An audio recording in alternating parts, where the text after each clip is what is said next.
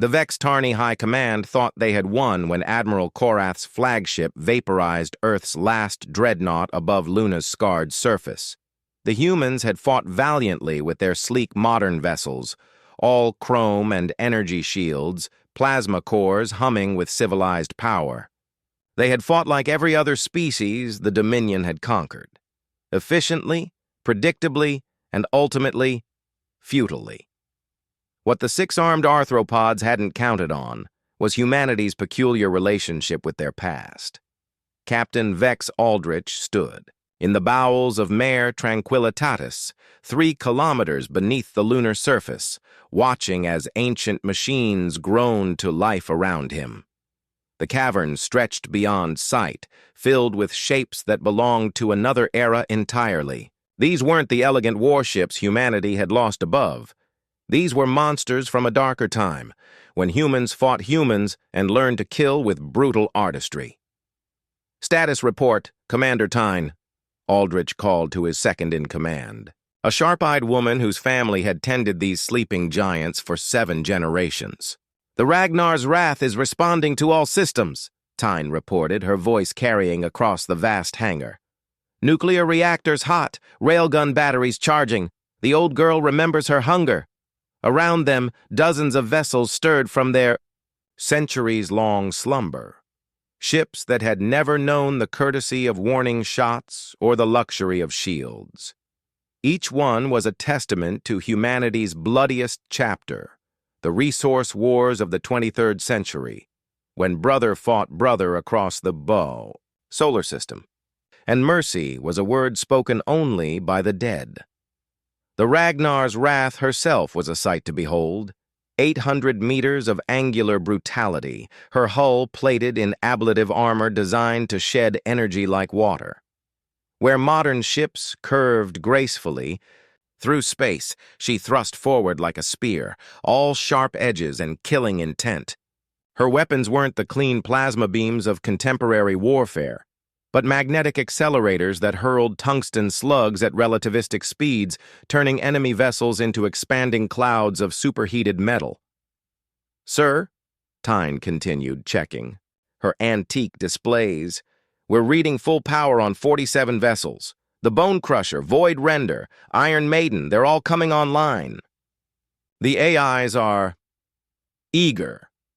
That last word carried weight. These ships hadn't been built to think so much as to hunt. Their artificial minds were crafted in humanity's darkest hour, programmed with one simple directive: find the enemy and make them cease to exist. No negotiations, no surrender terms, no mercy protocols that could be exploited by clever Xenos. Above them, the Vex Tarni were already redistributing their forces, confident that human resistance was broken. Their intelligence networks reported mass surrenders on the colony worlds, their leaders proudly proclaiming the swift pacification of humanity's primitive warrior culture. They were about to learn how primitive human warriors could truly be. "Launch. Sequence initiated," Aldrich commanded, settling into the captain's chair that had been waiting for him since birth. His great-great-grandfather had designed this ship, and 4 generations of Aldriches had maintained her systems, passing down the sacred knowledge like priests tending a temple. The moon trembled as hidden doors began to open, revealing the sleeping fleet to the stars above. The Vex Tarni sensors, calibrated to detect the energy signatures of modern vessels, barely registered the movement as the ancient warships began their slow, inexorable rise from Luna's depths. In the depths of space, Admiral Korath was reviewing casualty reports and planning the next phase of human subjugation when his sensor chief began chittering in alarm. "Admiral, we're detecting something. Multiple contacts lifting from the lunar surface."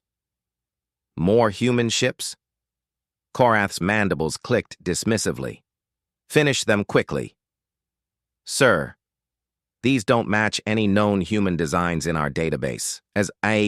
The first of the ancient fleet cleared Luna's gravity well, their hulls scarred by centuries, but their hearts burning with nuclear fire. Admiral Korath would soon discover that humanity's greatest weapon wasn't their technology or their courage. It was their capacity to resurrect their demons when paradise wasn't enough to save them. The first encounter lasted exactly 47 seconds. Fleet Admiral Kex Tiloth had been conducting what the Vex Tarni called a pacification sweep through the outer colonies when the strange ships appeared on his sensors. His tactical officer, a young female named Vrillanda, had dismissed them as primitive. Their signatures were all wrong, too hot, too crude, too violent. The Bone Crusher dropped out of Quantum Tunnel directly behind the Vex Tarni formation, her approach masked by the electromagnetic chaos of a nearby pulsar. Captain Nex Torvin didn't bother with communication protocols or surrender demands. The ancient warship simply opened fire. Her primary armament, a magnetic accelerator the size of a city block, hurled a solid tungsten rod at 12% of light speed. The projectile struck the Vex Tarni dreadnought Noble Sacrifice amidships, passing completely through the vessel's advanced shields as if they were morning mist. The slug continued its journey, punching through 2 escort frigates before dissipating into space as a cloud of plasma. In those 47 seconds, Kex Tiloth watched 3 ships and 6,000 crew members simply cease to exist. Impossible, Vrillanda whispered, her compound eyes reflecting the expanding debris clouds. Their weapons shouldn't be able to penetrate our shields. But that was the terrible beauty of humanity's old weapons. They didn't need to penetrate energy barriers. They simply ignored them, delivering death through the fundamental forces that energy shields were never designed to stop. Commander Dex, Ravencrest, aboard the destroyer Iron Maiden, smiled grimly as his ship's twin railguns spoke in perfect synchronization. The Vex Tarni had built their tactical doctrine around energy weapons and particle beams, elegant tools for a civilized galaxy. They had no experience with kinetic weapons that treated armor as a suggestion rather than a guarantee. "Target the bridge structures," Ravencrest ordered his gunner, Lieutenant Quinn Ashworth. "These Xenos like to cluster their command functions." The Iron Maiden's guns sang again, sending a stream of depleted uranium penetrators across the void. Each slug was no larger than a man's fist, but moving at velocities that turned physics into poetry and enemy vessels into funeral pyres. Back on Luna, Admiral Aldrich watched the tactical displays with satisfaction. The ancient AIs were performing flawlessly, their targeting systems updated with centuries of human ingenuity, but their core programming unchanged: locate, engage, obliterate. "Vex Tarni response patterns are predictable," reported the Ragnars. Wrath's artificial intelligence, speaking in the clipped tones that marked it as a product of the resource wars. "They attempt to maintain engagement distance while cycling shield frequencies. Recommend close quarters termination protocols." "Agreed," Aldrich replied. "All ships prepare for knife fighting range." What followed would be remembered in Vex Tarni histories as the Day of Silent Thunder, if any survived to write those histories. The human ships didn't behave like modern warships, maintaining respectful distances while exchanging polite volleys of energy fire. Instead, they closed like wolves, using their ancient drives to achieve accelerations that should have liquefied their crews. The secret lay in their construction. These ships had been built when humans still thought in terms of atmospheric dogfights and naval engagements, before the civilized galaxy taught them about proper space combat. Their hulls were honeycombs of shock-absorbing chambers, their crews secured in crash couches that could withstand forces that would turn a Vex Tarni into paste. Captain Zara Nighthawk, commanding the heavy cruiser Void Render, brought her ship to within 300 meters of a Vex Tarni battleship before firing her full broadside. The effect was apocalyptic. Her mass drivers tore through the enemy vessel's hull like paper, while her nuclear-tipped torpedoes detonated against the inner bulkheads, turning the ship's interior into a briefly lived star. "Distance is death," Nighthawk muttered, repeating the old Resource Wars maxim. "Get close and stay angry." The Vex Tarni fleet began to break. Ships that had conquered a dozen species found themselves outgunned by human vessels that belonged in a museum. Admiral Kextiloth, his flagship listing badly and leaking atmosphere, sent out a desperate transmission. "To High Command, request immediate reinforcement," he chittered into his communicator. "The humans have awakened something terrible. These aren't the ships we defeated. These are monsters from their past, and they know only killing." But his transmission was cut short as the Ragnar's Wrath emerged from behind his ship's bulk, her ancient guns already charged and hungry. Aldrich's voice crackled across the comm channels in perfect Vex Tarni standard. "You wanted to conquer humanity," he said, his words carrying the weight of 4 centuries of sleeping fury. "Let me introduce you to the humans you should have met first." The Ragnar's Wrath fired, and another piece of the Vex Tarni Empire became history. High War Master Vecthara received the news of Kextiloth's fleet destruction with the kind of disbelief that precedes rage. In her 300-year military career, she had never encountered a species that fought backwards through time, abandoning advanced tactics for crude brutality. "Show me these human vessels again," she commanded her intelligence chief, Mor Dulan, from her position aboard the fortress ship Eternal Dominance. The holographic displays flickered to life, showing grainy recordings from the few survivors of the massacre. The human ships moved wrong. Too fast, too aggressive, too willing to embrace mutual destruction. Where civilized fleets maneuvered like dancers, these ancient vessels fought like rabid animals.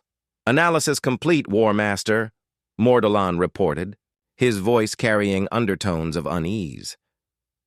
"These ships appear to be from humanity's pre-contact period. Their construction dates suggest they were built during what humans call the Resource Wars." "When brother fought brother," Vecthara mused, her mandibles clicking thoughtfully.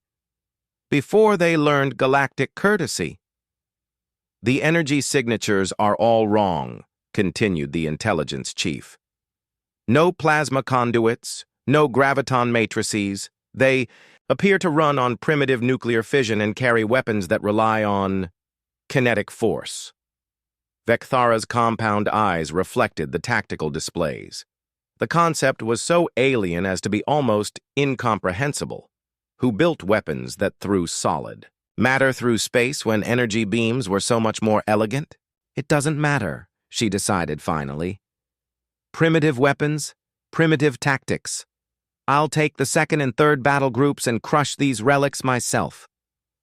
What Vecthara didn't understand, what none of the Dominion species understood, was that humans had learned to fight in a universe where mercy was suicide and hesitation was death.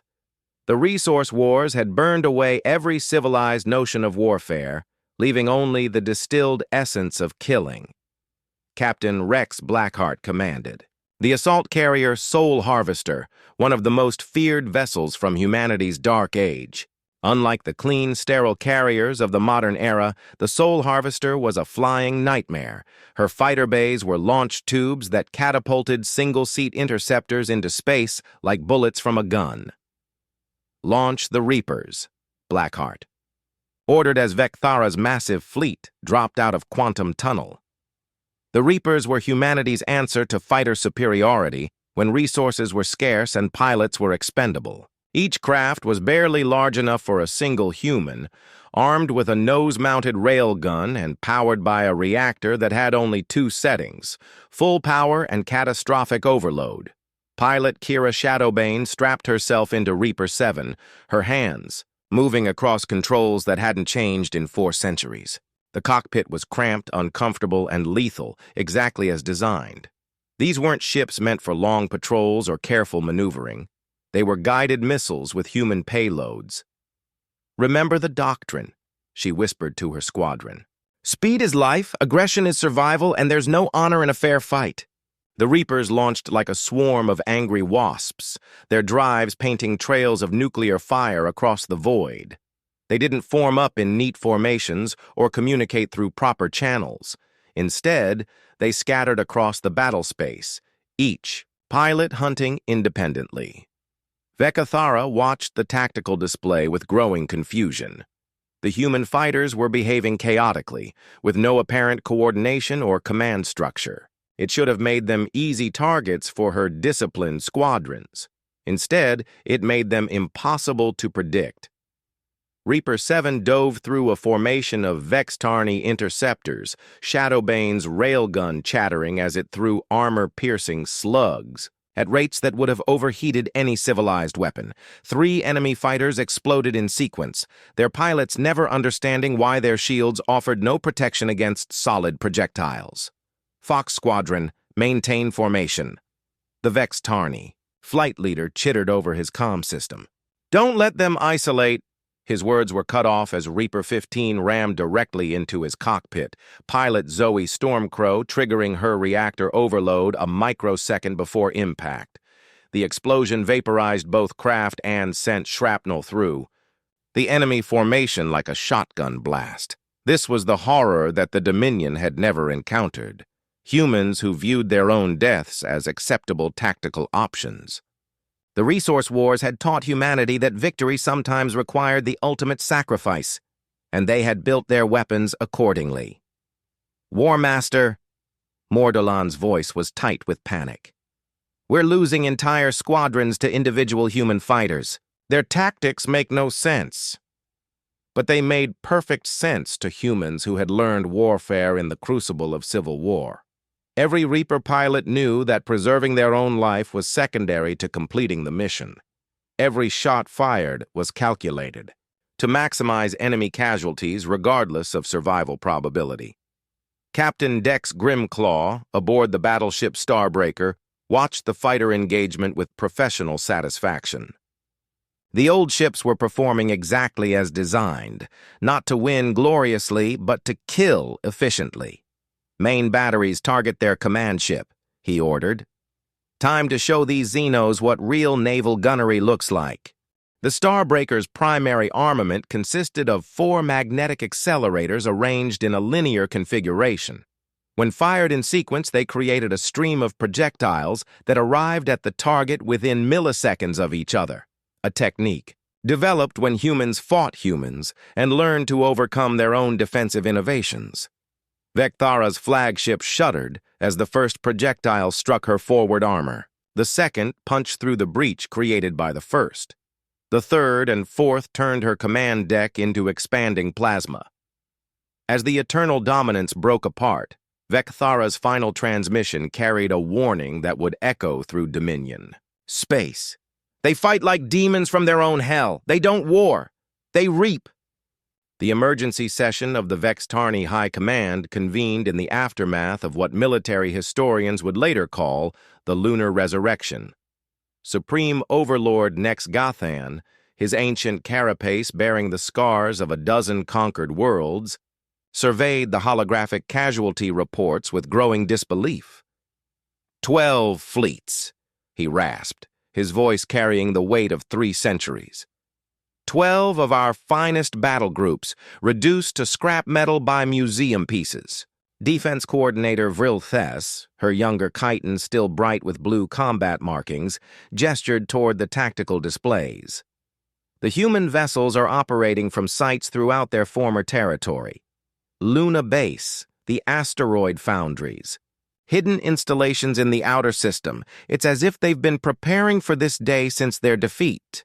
Because they have been, interrupted Intelligence Prime Kurthanol, his scarred mandibles clicking with nervous energy. Our xenopsychology teams have uncovered disturbing data about human cognitive patterns. They appear to be the only species that actively studies their own military defeats. The concept was alien to the Dominion mindset. Victory was glorious, defeat was shameful, and dwelling on past failures was considered a sign of mental instability. The idea that humans might preserve their most devastating weapons as a contingency plan had never occurred to their strategists. What exactly are we facing? Nex Gathan demanded. Kurthanol activated a new holographic display, showing the ancient human vessels in terrifying detail. Ships built during what they call the Resource Wars, a period of internal conflict that lasted nearly 2 centuries. The humans fought themselves with a savagery that makes our conquest campaigns look like diplomatic negotiations. The assembled commanders studied the strange vessels with growing unease. Unlike the elegant curves of Dominion warships, these human craft were angular nightmares designed around single principles. Kill the enemy, survive the encounter, repeat until victory or death. Their largest vessel is designated the World Ender, Kurthanol continued. 8 kilometers of armored hull wrapped around a weapon system that our physicists insist should be impossible. Captain Vox Ironwill commanded the World Ender, and at this moment he was demonstrating why impossibility was merely another tactical challenge to overcome. His ship had emerged from the hidden shipyards of Ceres, where human engineers had spent 4 centuries perfecting weapons too terrible for civilized warfare. Range to target? Ironwill asked his gunnery chief, Commander Lex Voidhawk. 17 million kilometers and closing, sir. The Vex Tarni 3rd Expeditionary Force is maintaining standard formation. Ironwill smiled grimly. Standard formation. Predictable. Efficient and utterly vulnerable to weapons designed by minds that had forgotten the meaning of restraint.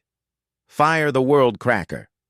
The World Ender's primary weapon was an obscenity of engineering that violated several galactic treaties that hadn't existed when it was built. A magnetic accelerator the size of a skyscraper hurled a projectile that was less missile than miniature planet. A tungsten cored sphere surrounded by layers of exotic matter that achieved near-light speed through principles that made Dominion physicists weep.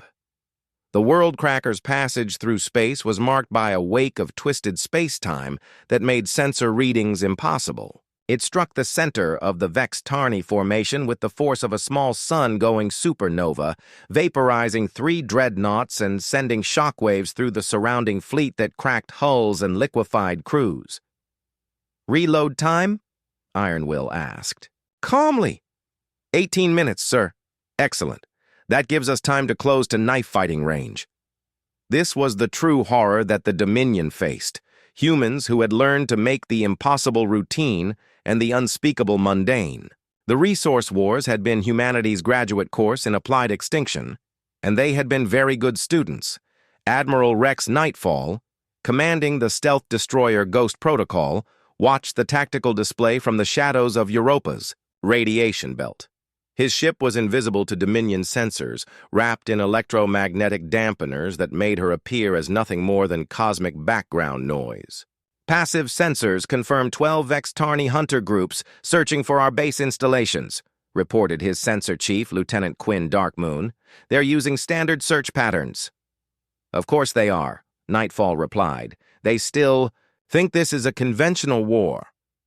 The Ghost Protocol was a product of humanity's paranoid phase, built when brother fought brother across the solar system, and trust was a luxury that could get entire fleets killed.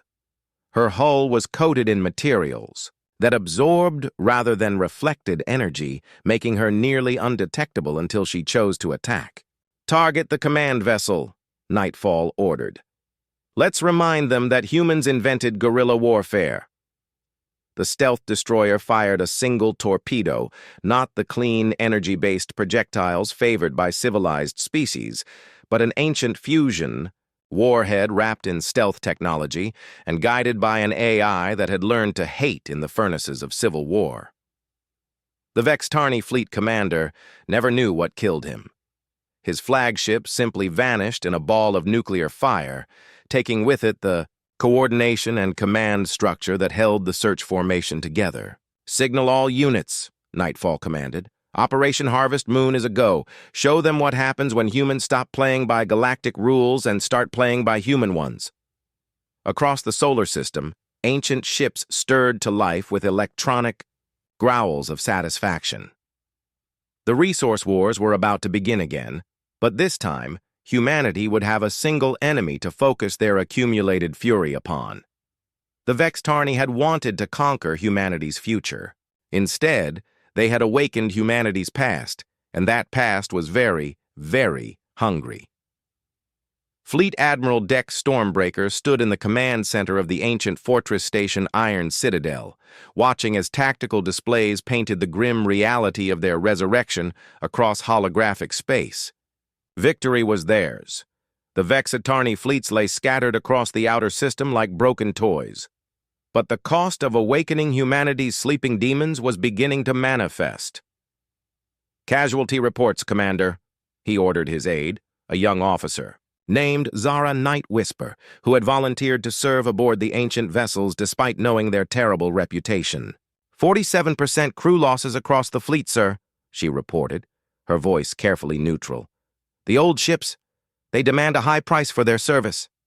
Stormbreaker nodded grimly. The Resource Wars vessels hadn't been built for crew comfort or safety. They were designed around the philosophy that human lives were resources to be expended in pursuit of victory, and their systems reflected that harsh calculus. The Bone Crusher had suffered catastrophic decompression during her last engagement, losing 300 crew members when her ancient hull plating finally succumbed to battle damage. The Soul Harvester had experienced a reactor containment breach that irradiated 2 entire decks. Ship after ship reported critical systems failures, environmental collapses, and the kind of mechanical casualties that modern vessels had eliminated centuries ago. "Sir," Night Whisper continued, "we're also receiving reports from the civilian populations. The colony worlds are concerned about our methods." That was a diplomatic way of describing the horror that had swept through human space as news of the ancient fleet's tactics spread. The colonists had grown up with stories of the Resource Wars as cautionary tales, reminders of humanity's capacity for self-destruction. To see those same weapons and strategies deployed against an external enemy had awakened uncomfortable questions about who humans really were beneath their civilized veneer. Captain Kira Doomheart, sole survivor of the Reaper Squadron that had sacrificed itself to destroy the Vexatarni's command structure, limped into the command center still wearing her radiation-burned flight suit. Her exposure to the weapon systems of her ancient fighter had aged her a decade in the span of hours, her hair now streaked with premature gray, and her eyes carrying the hollow look of someone who had stared too long into the abyss. "The pilots are asking questions, Admiral," she reported. "They want to know if we're still the good guys." It was a question that had no easy answers. The ancient ships had accomplished in weeks what modern human fleets had failed to achieve in years of conventional warfare. They had broken the Vexatarni advance, shattered their invasion forces, and sent the survivors fleeing back to Dominion space, carrying tales of human savagery that would keep enemy fleets away for generations. But they had done so by embracing tactics and technologies that civilized humanity had abandoned for good reason. The magnetic accelerators that hurled solid projectiles through enemy hulls didn't discriminate between military and civilian targets.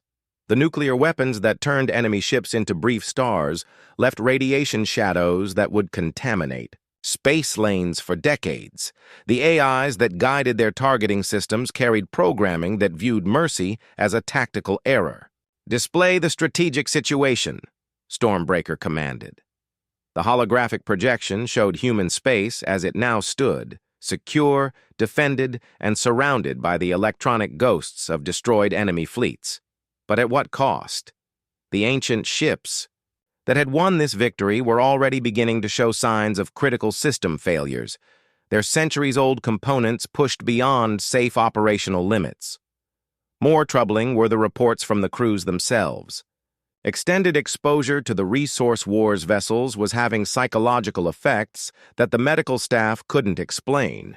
Crew members were becoming more aggressive, more willing to consider extreme solutions to tactical problems, more likely to view enemy personnel as targets rather than living beings. "Sir," interrupted Communications Chief Vex Shadowcaster, "we're receiving a transmission from Earth Central Command. Priority Alpha." The main display flickered to life, revealing the weathered face of President Nora Steelheart, the woman who had authorized the awakening of the ancient fleet despite the protests of her advisors. Behind her, Stormbreaker could see the faces of the Colonial Council, their expressions ranging from relief to horror. "Admiral Stormbreaker," the president began. "Congratulations on your victory against the Vex-Tarni invasion force. The security of human space has been preserved, and the gratitude of our people is immeasurable." But there was something else. In her tone, a careful formality that suggested this was not entirely a congratulatory call. "However," she continued, "we need to discuss the future of the ancient fleet. There are concerns, legitimate concerns, about the long-term implications of maintaining vessels and crew trained in resource wars doctrines." Stormbreaker felt a chill that had nothing to do with the station's aging environmental systems. He had expected this conversation, had dreaded it since the moment the first ancient ship had powered up its reactors. "What are your orders, Madam President?" he asked, though he suspected he already knew. "The Colonial Council has voted to implement Contingency Protocol 7, Steelheart replied. "The ancient fleet is to be decommissioned and returned to storage. The crews will be rotated back to standard assignments and provided with full psychological evaluation and treatment." Around the command center, the officers exchanged glances heavy with understanding. They had awakened humanity's demons to save their civilization, and now that the enemy was defeated, those same demons were being judged too dangerous to remain active. "Understood, Madam President," Stormbreaker replied. "We'll begin shutdown. Procedures immediately." But as the transmission ended, he found himself wondering if it would be that simple. The ancient ships had awakened more than just their weapon systems. They had stirred something primal in the humans who served aboard them, something that might not willingly return to sleep. Captain Doomheart stepped closer to the Admiral's chair. "Sir, what if the Vex-Tarni come back? What if there are other threats out there that require extreme solutions?" Stormbreaker looked out at the stars, knowing that somewhere in that vast darkness, the survivors of the Dominion fleets were carrying word of humanity's resurrection to powers that might view such weapons as existential threats. "Then may the galaxy have mercy on us all," he whispered, "because we're about to remember why we put these ships to sleep in the first place." 5 years had passed since the ancient fleet had been returned to its slumber beneath Luna's surface. But Admiral Stormbreaker still felt the weight of those sleeping giants in his dreams. He now commanded the modern destroyer New Horizon, a clean vessel with energy shields and plasma weapons that killed politely and left no radiation shadows in their wake. The irony was not lost on him that he spent his days patrolling space lanes, in a ship that represented everything humanity had become: civilized, restrained, bound by galactic conventions, while below Luna's scarred surface, the instruments of what humanity had once been waited in patient darkness. "Admiral," called Lieutenant Commander Rex Voidwalker, his tactical officer, "we're receiving priority transmissions from the outer colonies. Multiple contacts. Unknown configuration. Approaching human space." The main display activated, showing sensor readings that made Stormbreaker's blood run cold. The approaching fleet wasn't Vex-Tarni. Those signatures he would recognize instantly. These ships radiated power on a scale that dwarfed anything in the known galaxy, their hulls crackling with energy patterns that defied conventional physics. "Analysis?" he asked, though his gut already knew the answer. "Sir, these appear to be void-touched." The words hung in the command center like a death sentence. The void-touched were legend, nightmare stories that spacers told to frighten rookies, ancient entities that had supposedly transcended physical existence, becoming something between living beings and cosmic forces.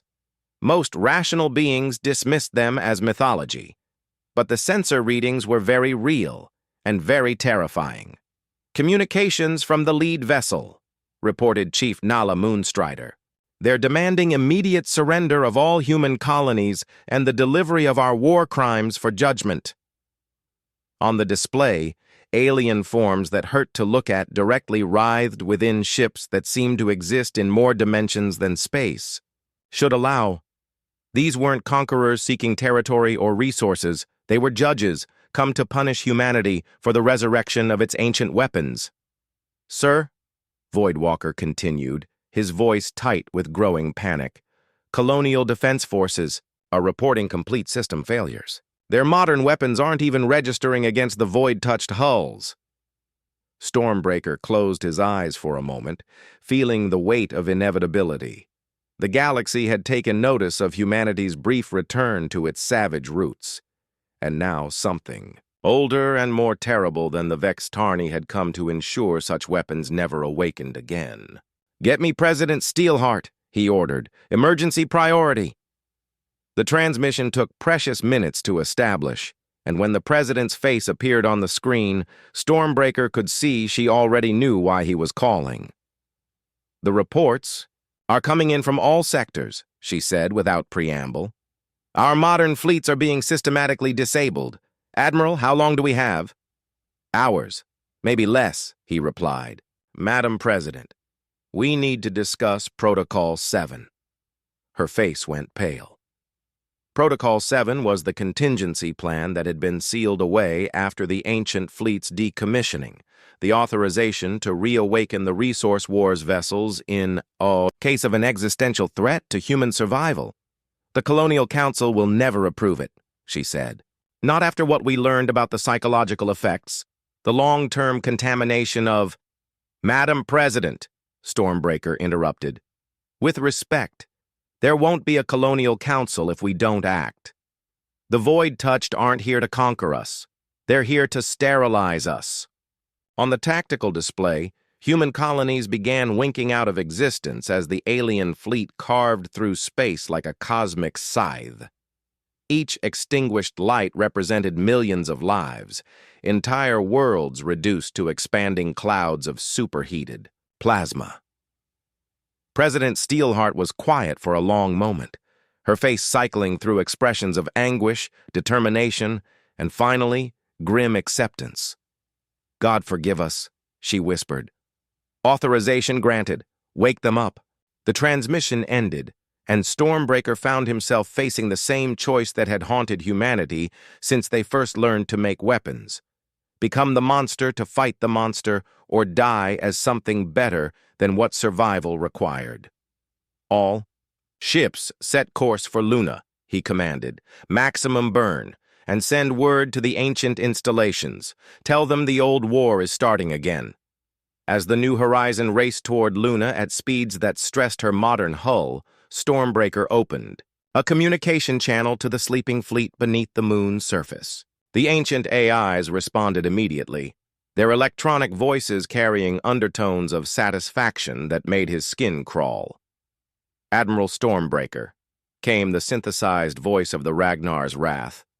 "We have been monitoring the situation. The Void-Touched are indeed formidable opponents.